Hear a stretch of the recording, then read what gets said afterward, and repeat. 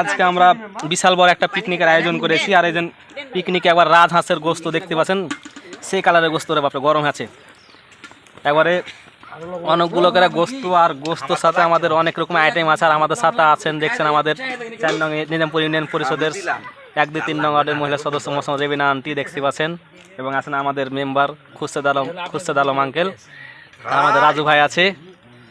আর আজকে এত সুন্দর এত মজা টেস্ট হয়েছে, মনে একবার খাইলে আপনারা আরেকবার খেতে চাইবেন, খুবই টেস্ট।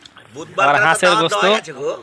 আর আঙ্কেল তো মনে করেন দাওয়াত দিতে থাকে সবাইকে। আন্টি আন্টি খাইতে কেমন লাগছে আজকে? খুবই স্বাদ লাগছে, খুবই স্বাদ না আন্টি? আঙ্কেল কেমন লাগছে? হেভি সুস্বাদ লাগছে।